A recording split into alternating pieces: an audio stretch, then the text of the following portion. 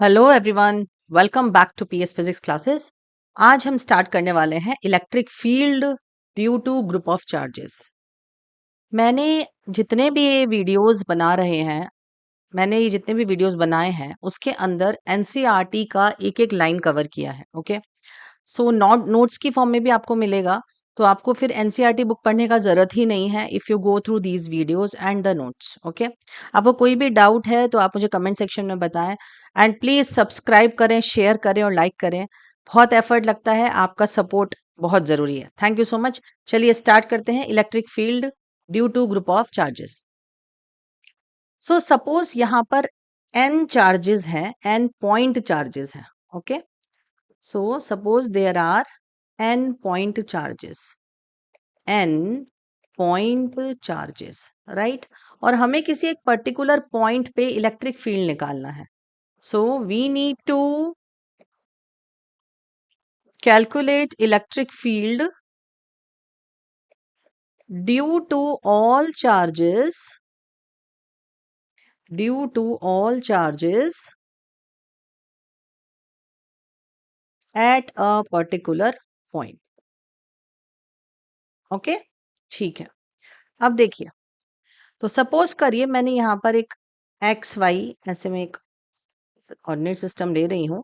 यहाँ पर मैंने एक बनाया है, this is the charge Q1 and here it is charge Q2। तो जो Q1 है उसका पोजीशन वेक्टर है दिस इज R1, और जो Q2 है उसका पोजीशन वेक्टर है R2, right? I have taken a point point P here, जिसपे मुझे इलेक्ट्रिक फील्ड कैलकुलेट करना है। ठीक है, ओके। अब ये जो Q है, ये Q इस पे कैसे इलेक्ट्रिक फील्ड लगाएगा? सबसे पहले तो इन दोनों के बीच का डिस्टेंस लेना पड़ेगा। तो सपोज करो ये पोजीशन वेक्टर जो है P का वो है R, राइट? ओके, तो what is my Q1 now? R minus R1। Q1 की P से डिस्टेंस कितनी हो जाएगी? R minus R1। ठीक है, ओके, क्लियर, राइट। चलो, और ऐसे ही Q2 की, चलो पहले Q1 से देख लेते हैं। तो Q1 किधर लगाएगा इलेक्ट्रिक फील्ड? इस डायरेक्शन में। ठीक है, तो हमेशा इलेक्ट्रिक फील्ड की डायरेक्शन क्या होती है? जो फोर्स की डायरेक्शन होती थी।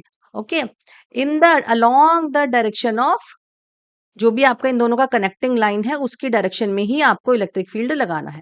तो ये क्या हो गया? This is E1। Okay, now Q2, Q2 किस तरीके से लगाएगा? Q2 भी इस डायरेक्शन में लगाएगा, ऐसे। तो now what is this? What this value? This is R minus R। Clear हो गई बात? समझ में आ गई? ओके, तो अब आप ये एक और चीज ध्यान रखेंगे कि जो भी एक Q1 लगा रहा है इलेक्ट्रिक फील्ड, ये Q2 के द्वारा लगाए गए इलेक्ट्रिक फील्ड से अफेक्ट नहीं होगा। अगर आप Q2 को हटा देंगे तो भी ये इलेक्ट्रिक फील्ड ऐसे ही लगेगा और क्वांटिटी में इतना ही लगेगा। तो E1 की वैल्यू हमारी क्या हो जाएगी? This is KQ1 upon R minus R1 का whole square and R minus R1 cap. ठीक है, सिमिलरली हम क्या लिख सकते हैं? E2 क्या हो जाएगा मेरा? This is KQ2 upon R minus R2 का whole square then R minus R2 cap. बात समझ में आ गई? तो ये दोनों इलेक्ट्रिक फील्ड जो लगाएंगे, दोनों अपना इंडिविजुअल इलेक्ट्रिक फील्ड लगाएंगे और एक का दूसरे पे कोई इफेक्ट नहीं होगा। अब इन दोनों का रिजल्टेंट हम कैसे निकाल सकते हैं? हमने पैरेललोग्राम थ्योरम पढ़ी है, राइट? किसी भी दो वेक्टर्स को अगर हम किसी पैरेललोग्राम की दो एजिस से रिप्रेजेंट करते हैं तो उनके बीच का जो डायगोनल होता है वो हमको क्या देता है? रिजल्टेंट देता है। ओके, तो ऐसे ही इन दोनों का रिजल्टेंट हम निकाल सकते हैं। तो इनका जो रिजल्टेंट है वो कहीं तो इस तरीके से सपोज आएगा, राइट? डिपेंड करता है, E1 अगर ज्यादा है तो E1 की तरफ बैंड होगा, E2 ज्यादा है तो E2 की तरफ बैंड होगा। ओके, सो आप इसको इस तरीके से बना सकते हैं। ये हमारा क्या हो गया? दिस इज पैरेललोग्राम वाली, देखेंगे तो आप इसको इस तरीके से बना सकते हैं। ये क्या हो गया? इसको थोड़ा और एक्सटेंड करें then we can make it like this. तो ये क्या हो गया? This is parallelogram, right? तो the diagonal of the parallelogram show the net electric field due to other two charges. I hope this is clear to you, right? So what can we write here? We can write this is E1 plus E2। बात समझ में आ गई? और आपको पता ही है क्या होता है फॉर्मूला, फिर भी मैं यहाँ पे लिख देती हूँ। मेरा E1 प्लस E2 क्या हो जाएगा यहाँ पे? दिस इज, मतलब इसको अगर मैं रिजल्टेंट लिखूं मैग्नीट्यूड की फॉर्म में, सो दिस इज E1 का स्क्वायर प्लस E2 का square plus 2E1 E2 cos theta. And what is theta? This is the angle between these two, ये वाला। ओके, इसमें जब हम न्यूमेरिकल्स करेंगे तो आपको और ज्यादा क्लैरिटी आएगी। तो ये अभी हमने 2 पॉइंट चार्जेस की वजह से लिया है, ऐसे ही हम मल्टीपल चार्जेस की वजह से भी ले सकते हैं। ओके, ठीक है, चलिए।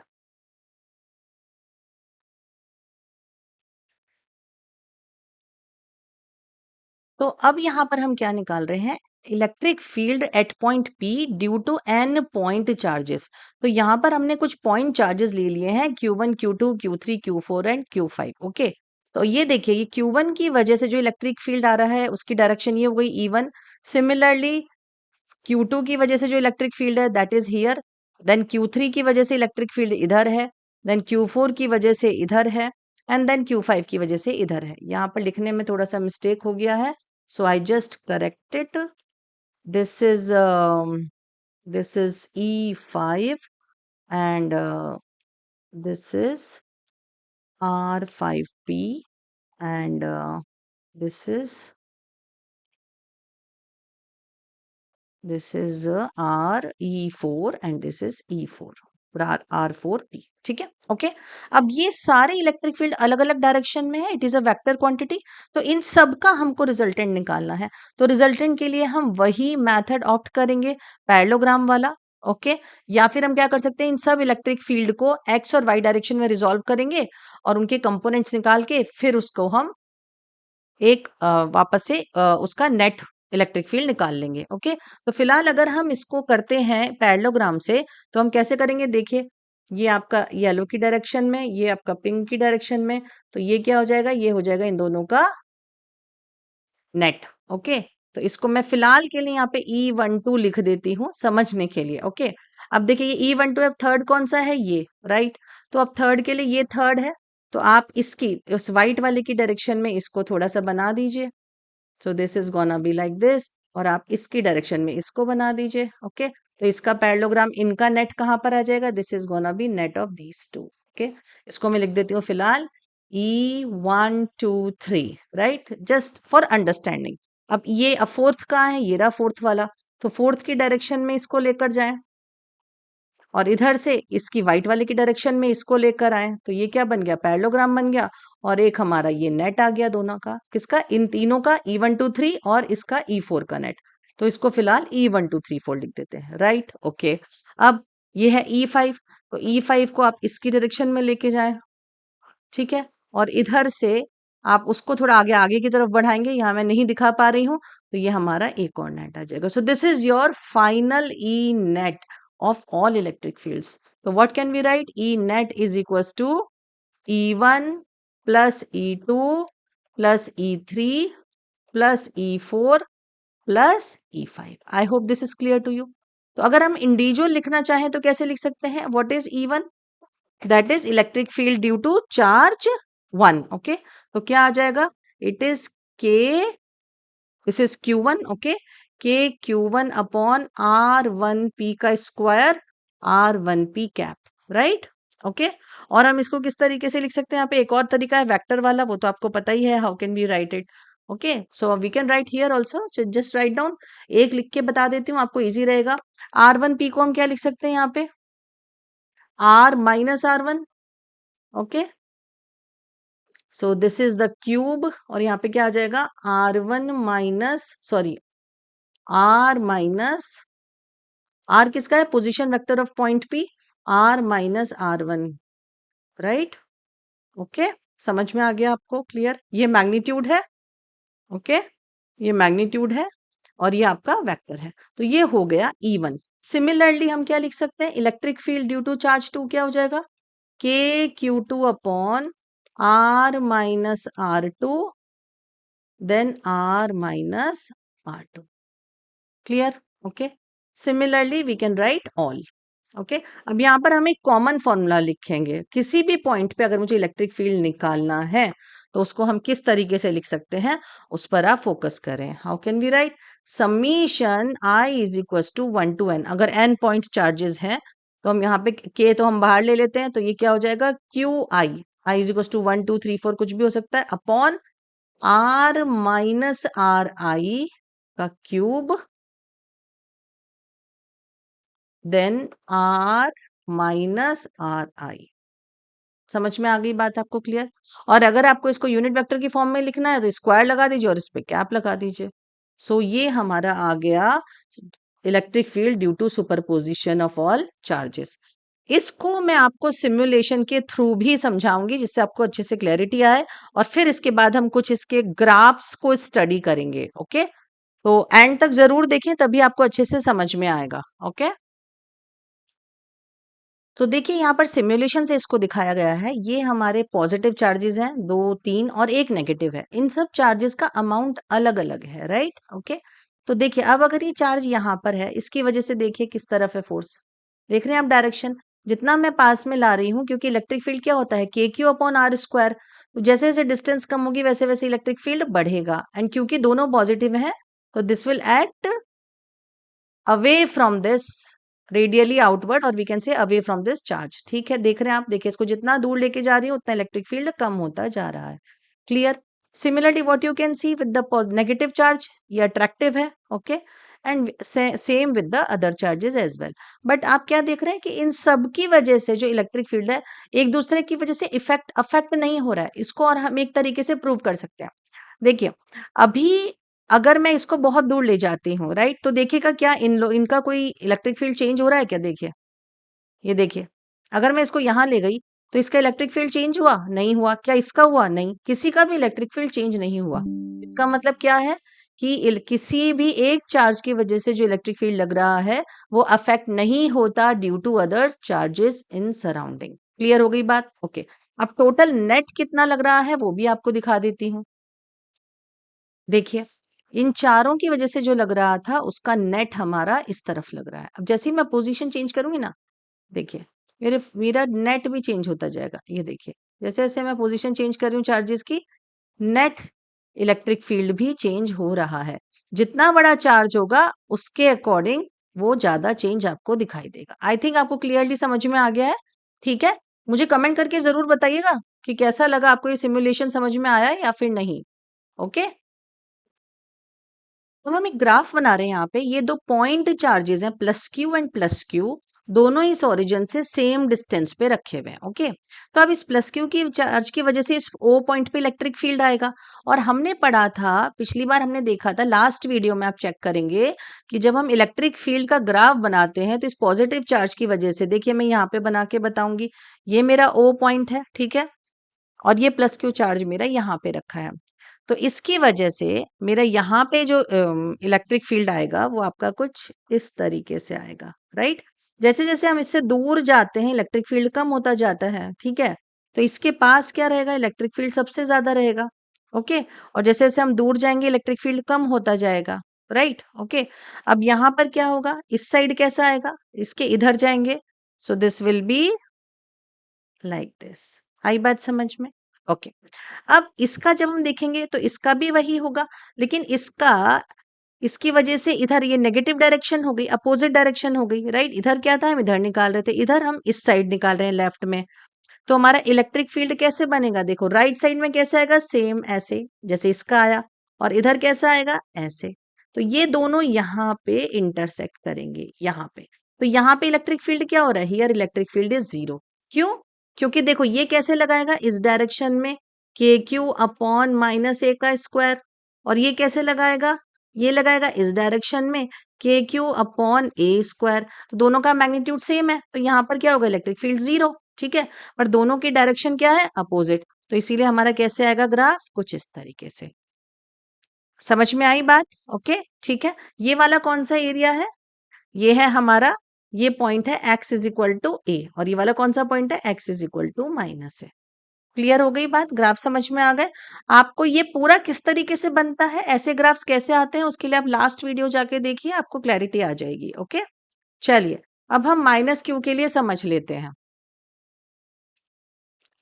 अब यहाँ पे देखिए, यहाँ पर क्या होगा, ये जो माइनस क्यू है ये इस पॉइंट को इस तरफ अपनी तरफ अट्रैक्ट करेगा। E is equal to k Q minus के क्यू अपॉन माइनस ए का होल स्क्वायर, राइट? तो इसकी वजह से अगर हम इसके बनाएंगे दोनों तो हमारे कैसे आएंगे, ये हमारा देखो इलेक्ट्रिक फील्ड किधर आ रहा है, इधर की तरफ आ रहा है, ओके, नेगेटिव की तरफ आ रहा है। तो हमारा किस तरीके से आएगा, this will be like this. क्योंकि हमारा ये क्या है, x is equal to minus है। जैसे जैसे हम दूर जाते हैं उसका इन्फ्लुएंस कम होने लगता है, ओके। लेकिन इलेक्ट्रिक फील्ड क्या रहेगा इस माइनस की वजह से, दैट वुड बी नेगेटिव। तो ये हमारा इलेक्ट्रिक फील्ड है, तो इलेक्ट्रिक फील्ड कैसा आएगा, नेगेटिव, एंड ये इस डायरेक्शन में। क्लियर हुई बात, ओके। दूसरा एक इधर कैसा आएगा, हमारा इस तरफ आएगा। आ गई बात समझ में अच्छे से। सिमिलरली जब हम इस वाले माइनस क्यू का बनाएंगे तो किस तरीके से आएगा हमारा ग्राफ, एक हमारा ऐसे आएगा, दूसरा कैसे आएगा, दूसरा हमारा ऐसे आएगा। तो यहाँ पर भी ये इंटरसेक्ट करेंगे। तो ये क्यों हो रहा है, ये दोनों ग्राफ्स को समझने के लिए लास्ट वीडियो आपको देखना पड़ेगा। जब दोनों आप समझ जाएंगे तो उसके बाद ये इजीली बना सकते हैं। बस ऐसे क्यों आते हैं, क्योंकि electric field is inversely proportional to square of distance. तो जैसे जैसे डिस्टेंस से दूर जाएंगे इलेक्ट्रिक फील्ड कम होता जाएगा, और जैसे जैसे हमारे चार्ज के पास रहेंगे इलेक्ट्रिक फील्ड हमारा ज्यादा रहेगा। समझ में आ गई। और क्योंकि यहाँ पर क्यू नेगेटिव है तो उसकी वजह से हमारे ग्राफ्स इससे डिफरेंट आते हैं। देखो ये वाला अट्रैक्ट कर रहा है, इधर ये भी अट्रैक्ट करेगा, और दोनों का मैग्नीट्यूड क्या है, सेम है, तो इसीलिए एक दूसरे को कैंसिल कर देंगे। इसीलिए यहाँ पे क्या हो रहा है, x इक्वल टू 0 पे ये 0 हो रहा है। क्लैरिटी आ गई, समझ में आ गया अच्छे से। चलिए, so now the what's the first numerical, the 2 point charges of +1 microcoulomb and +4 microcoulomb। एक चीज मैं यहाँ बताना चाहूंगी, जब भी आप न्यूमेरिकल पढ़ते हैं ना, साथ साथ एक डायग्राम जरूर बना ले, उससे एग्जामिनर को भी बहुत क्लैरिटी आ जाती है जब आप डायग्राम बनाते हैं, आपकी कॉपी चेक करने के लिए। So there are 2 point charges, this is +1 microcoulomb and +4 microcoulomb are kept 30 centimeter apart। Yes, so what is R here? This is 30 centimeter. Q1 is equals to +1 microcoulomb. Q2 is equals to +4 microcoulomb. Okay. How far from the +1 microcoulomb? तो अब इसको हम A, B नाम दे देते हैं यहाँ पे। Charges on the line joining the two charges will the net electric field be 0। Okay. तो यहाँ पे इलेक्ट्रिक फील्ड हमें 0 चाहिए, तो हमने लिखा कि सपोज मेरा इलेक्ट्रिक फील्ड यहाँ पे 0 है। और 0 कैसे होगा, जो A की वजह से लगेगा, दोनों पॉजिटिव हैं, ओके। तो A जो इस पॉइंट पे इलेक्ट्रिक फील्ड लगाएगा कैसे लगेगा, radially outward in this direction, तो इसको हमने नाम दे दिया EA। और जो B लगाएगा वो इधर लगाएगा, दैट इज EB। तो 0 कब होगा, 0 तब होगा जब इलेक्ट्रिक फील्ड, हम सोल्यूशन में लिख देते हैं, जब electric field due to A at point P is equal to electric field due to B at point P। Direction तो दोनों की ऑलरेडी अपोजिट है, ओके। तो यहाँ पे क्या आ जाएगा, दिस इज KQ1 अपॉन, अब देखो हम यहाँ पर क्या मान लेते हैं, सपोज हमें किससे निकालना है, नेट इलेक्ट्रिक फील्ड भी 0, how far from the +1 microcoulomb, तो हमने यहाँ से x ले लिया, ओके। तो ये कितना हो जाएगा बेटा, अब ये सेंटीमीटर है तो हमें कन्वर्ट करना पड़ेगा। R1 is equal to 30 centimetre, तो हम इसको क्या लिख सकते हैं, दिस इज 0.3 मीटर, ओके। ठीक है, तो हमारे यहाँ पे क्या आ जाएगा, this is 0.3 minus x distance meter में, ओके। तो this is KQ1 upon x square is equal to KQ2 upon 0.3 minus x का whole square. I hope this is clear to you, right, okay. वैसे हम direct 30 भी लिख सकते थे, क्योंकि दोनों नीचे ही आ रहे हैं तो कैंसिल आउट हो जाएंगे, यूनिट्स में कोई फर्क नहीं पड़ेगा, ओके। सो K से K कैंसिल आउट हो गया। अब हमें क्या चाहिए, हमको ये x निकालना है, तो हम यहाँ पे कर सकते हैं Q1 upon Q2 is equal to x upon 0.3 minus x का होल स्क्वायर। और थोड़ा इजी जाना है तो हम इसको, अभी बताती हूँ मैं क्या करना है, इसको हम रिवर्स कर देते हैं तो हमें और इजी हो जाएगा ये, right. So what we can write, this is Q2 by Q1 is equals to 0.3 minus x upon x का होल स्क्वायर। क्लियर हो गई बात। चलिए बाकी का इधर कर लेते हैं। Q2 की वैल्यू क्या है, this is 4 microcoulomb. What is Q1, it is 1 microcoulomb is equal to 0.3 minus x upon x का होल स्क्वायर। तो ये कितना हो जाएगा, अब इसका क्या करेंगे, स्क्वायर हटा के हम स्क्वायर रूट ले लेते हैं, यहाँ पे बार बार लिखने की हमें जरूरत नहीं है। सो ये 4 का स्क्वायर रूट, दिस इज 2, 10 से इससे कैंसिल आउट हो ही जाएगा। So this is gonna be 2 is equal to 0.3 minus x by x. अब इसको हम क्या कर सकते हैं, 0.3 अपॉन x minus 1 is equal to 2। तो 0.3 अपॉन एक्स कितना आ जाएगा, दिस इज 3। तो x इज इक्वल टू क्या आ जाएगा, 0.3 बाई 3 यानी 0.1 मीटर।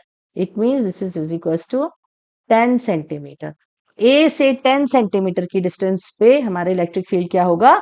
0। क्लियर हुआ? ओके। अब हम नेक्स्ट क्वेश्चन लेते हैं। Assuming that the charge on an atom is distributed uniformly in a sphere of radius 10 to power minus 10 metre.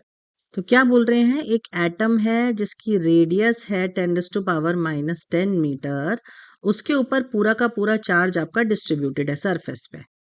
Then they are saying what will be the electric field at the surface of the gold atom. Okay, तो जब भी हम electric field निकालते हैं ऐसे sphere के, यहाँ पर स्फीयर पे डिस्ट्रीब्यूटेड है, तो हम यहाँ पर मान लेंगे कि वो कॉन्सेंट्रेटेड है, राइट?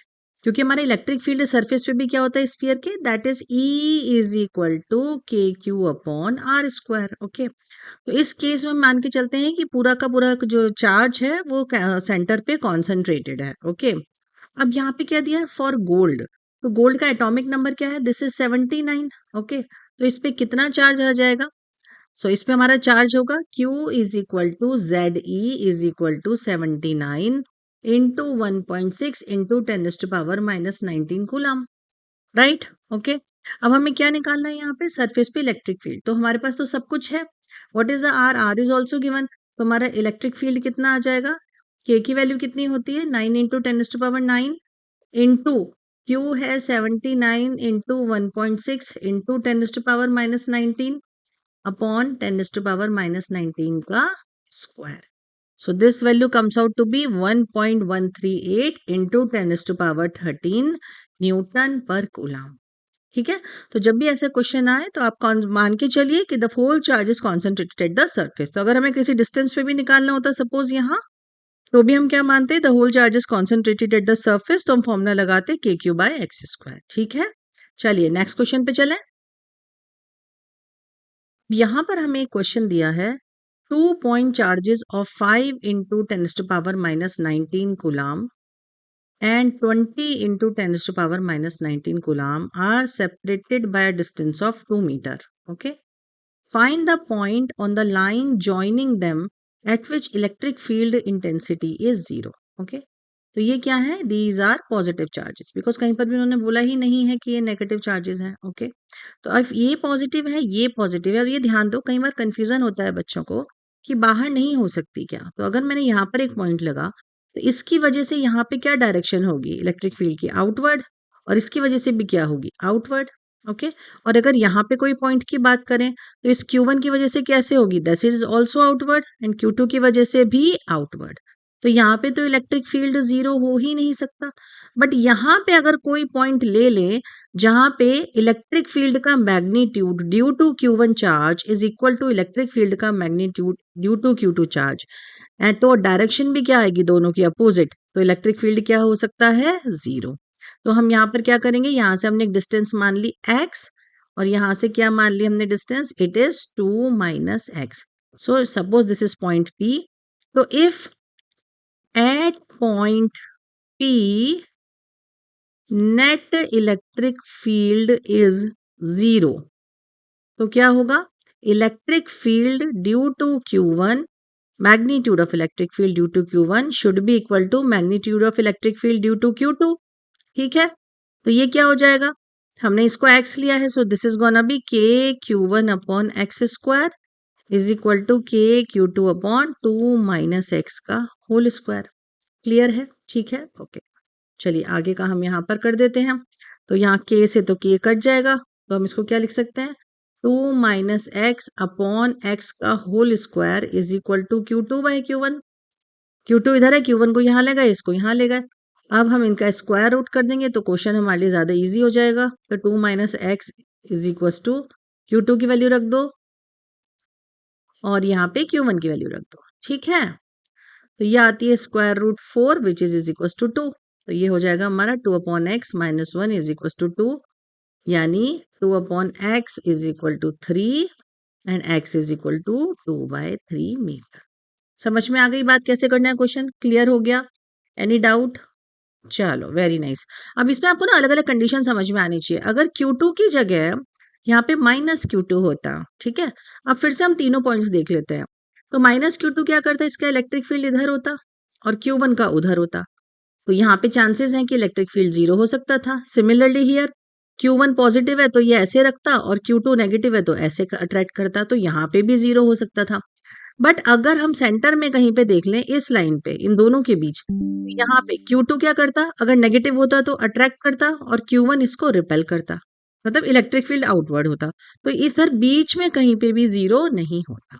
ठीक है, अब ये तो चलिए डायरेक्शन की बात हुई, थोड़ा मैग्नीट्यूड से भी आइडिया लगा लेते हैं। सपोज करो Q2 का मैग्नीट्यूड यही होता माइनस Q2, यहाँ पे माइनस लगा होता, -20 इंटू 10⁻⁻19, और Q1 का मैग्नीट्यूड तो दे ही रखा है।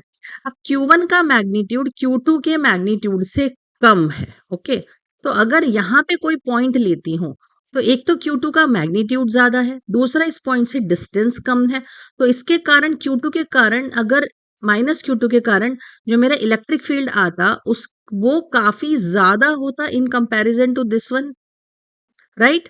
तो इसीलिए इस साइड तो इलेक्ट्रिक फील्ड 0 हो ही नहीं सकता, तो होता तो हमारा इलेक्ट्रिक फील्ड इस साइड 0 होता। तो पहले तो आप डायरेक्शन से आइडिया लगा सकते हैं, फिर आप मैग्नीट्यूड से आइडिया लगा सकते हैं। क्लियर हुआ? चलिए बढ़िया है, आगे चलते हैं।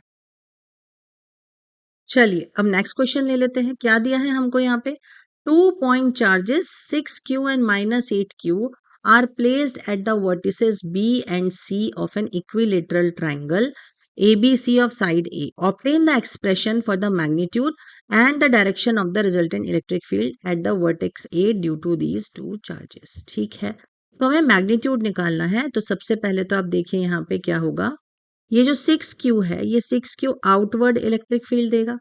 ठीक है, तो सपोज मैंने इसको नाम दे दिया EB, और ये जो C है ये कैसे देगा, इनवर्ड, इसकी तरफ, टुवर्ड्स दिस, तो ये हो गया EC।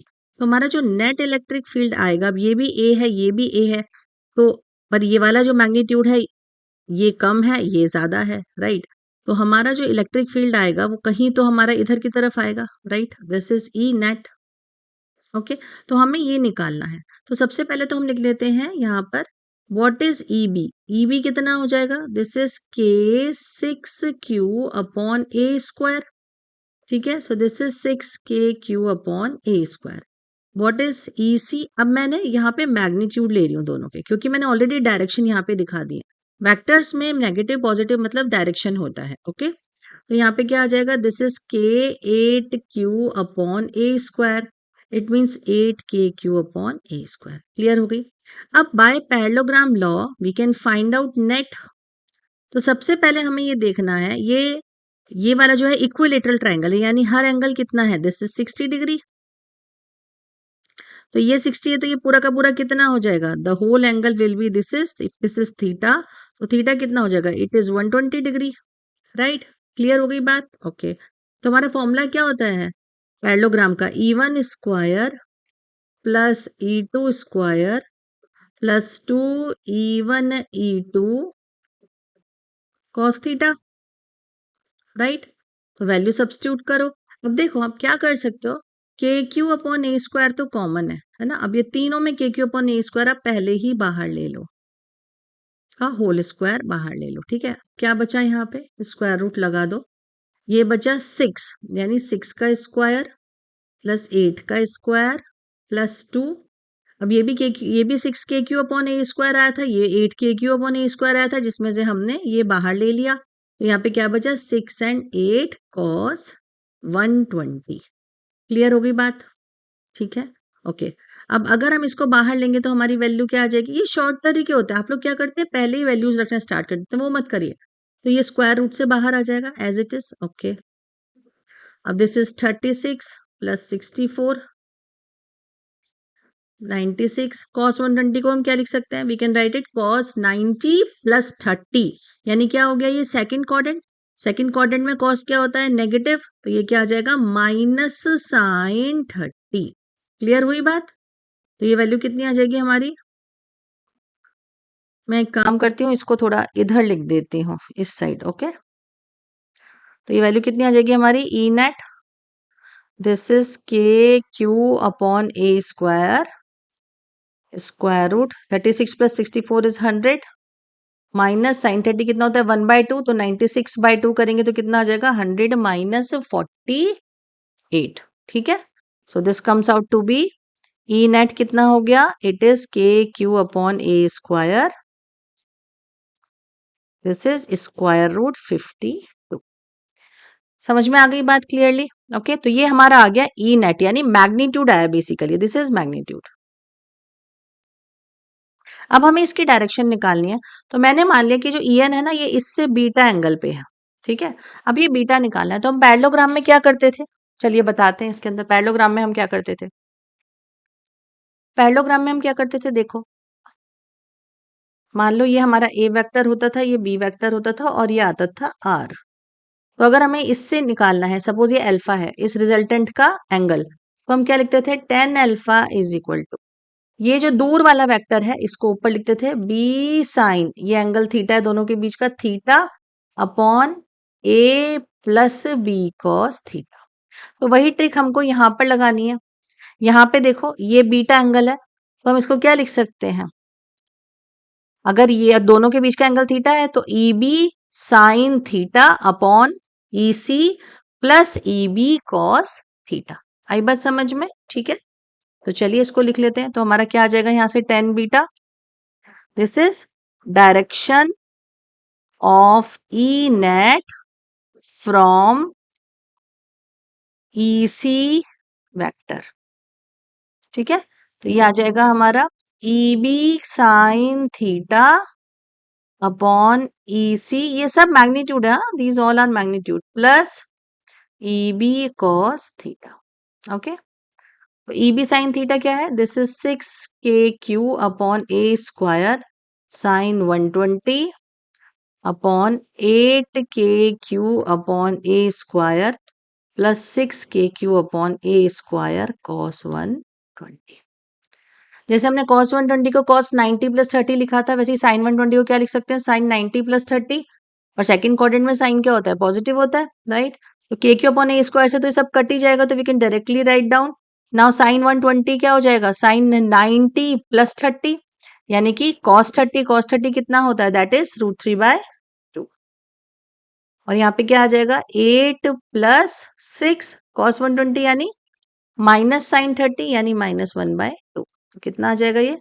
6√3, 2 से 2 कैंसिल कर देते हैं, एनीवे 8 2 16 माइनस 6, so this is 6√3/10, so this is 3√3/5, right. तो मेरा बीटा कितना आ गया बेटा? This is 10 inverse 3√3/5। I hope this is clear to you, समझ में आ गए? तो चलिए, ये हमने बहुत ही बेसिक क्वेश्चंस लिए हैं, भी हम आगे आने वाले और वीडियोस में धीरे धीरे टफ की तरफ जाएंगे। इसके बाद थोड़े से हार्ड, फिर उससे और हार्ड, फिर कुछ हम रेसनिक एलईडी के क्वेश्चंस भी लेंगे। तो आप लोग कनेक्ट में रहें, इसको देखें और मुझे कमेंट करके बताएं आपको समझ में आया नहीं। And please like share and subscribe, thank you so much. इसके बाद मैंने एक आपके लिए एक क्वेश्चन है, उसका आंसर मुझे कमेंट सेक्शन में जरूर भेजें।